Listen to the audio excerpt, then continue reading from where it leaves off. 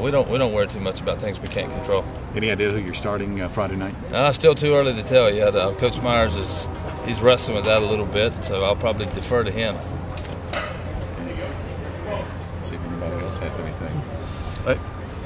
Coach, y'all seem to have always had some short practices. How did that philosophy come about? Where did that start for you?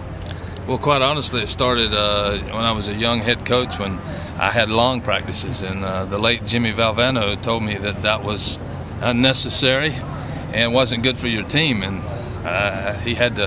That was one of those developmental things as a coach. He always talked about taking care of your players, and especially once you start playing. And it took a while for me to get there, but he always emphasized to me that long coaches are for coaches, they're not for players. And so I try to make sure we do the things we need to do. And this time of year, we try to get through practice, do some repetitions, and stay healthy.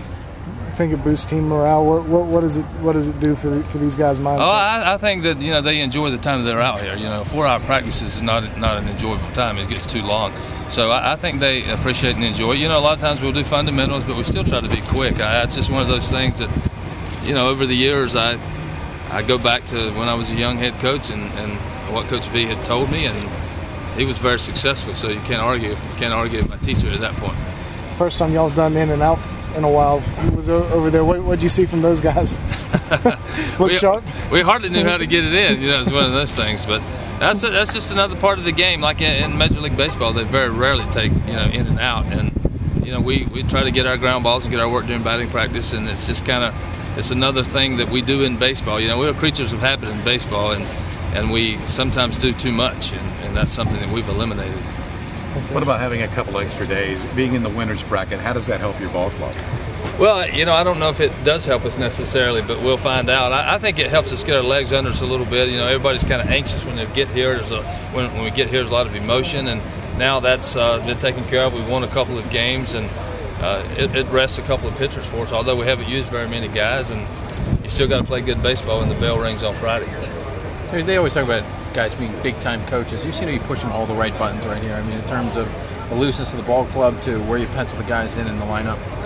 Well, I don't think that, certainly for me, it's not about the decisions I make and being a big-time coach. It's about players that perform.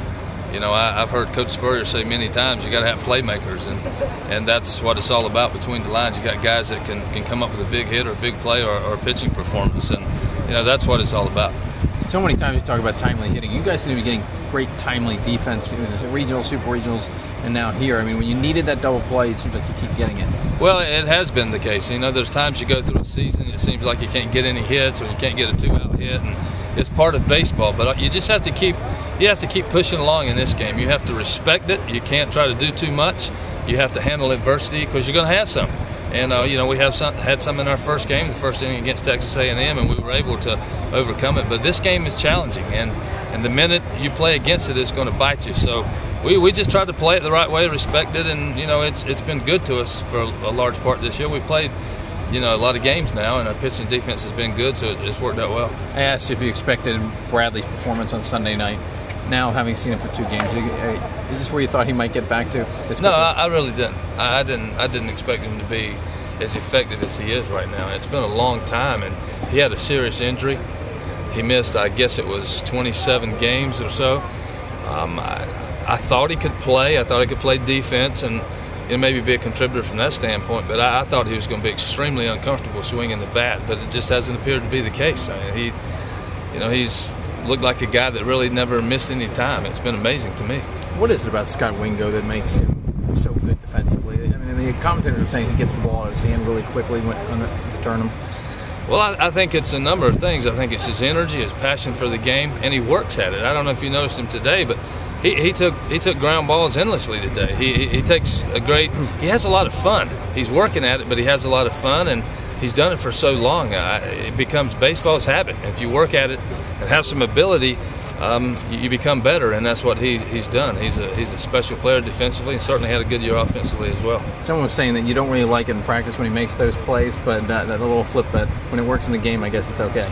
Well, I don't know that he had an option the other night. That ball up the middle, I frown on unnecessary plays but I don't think he had an option. That was the only way he was going to be able to make that play, and it worked out great. But he likes to mess around a little bit at practice sometimes. You know, have fun with it. I guess it's like basketball, guys going behind their back or between their legs. You don't necessarily think you need to do that, but they like to do it sometimes in practices. And he has fun out there, but he works at it. What are you and Jerry talking about regarding this Friday night starting? Well, I mean, it's we're a couple of days away, and number one is Roth ready to go. If he is ready to go, how do you use him? Do you use him now, or do you wait and see if you win, you lose, you use him then? Do you get to use him twice? I mean, all those things come into play. Are we going to play straight through? We're going to have a rain day. I mean, it's a battle, but certainly Roth has been our best guy. You want him out there as often as you can. So that's the thought process of getting him back out there, but we just haven't made a decision yet. So the number one thought right now, Roth, it all starts with him for Friday. Well, it's I guess you could maybe say that. You could look at it that way, and he's probably going to be ready. I don't know that we'll do it at this point, but you know, from sitting where we are, if you're going to try to win the next game, you know, do you want your best guy out there if he's available, or do you hold him? I mean, some teams will say, well, you got a mulligan, you can lose a game and go to the next game, but do you want to do that? I mean, we got to make that decision. If it's Virginia and they're throwing Holtzen, would that influence your decision? Probably not. I mean, I know that sometimes you look at your opposition and matchups, but that's not really the way we do things around here. Maybe we should once in a while, but we really don't. You know, Roth threw 124, 25 pitches the other day. That's a factor, but more than likely he'll feel well, and that's a decision we're going to have to make.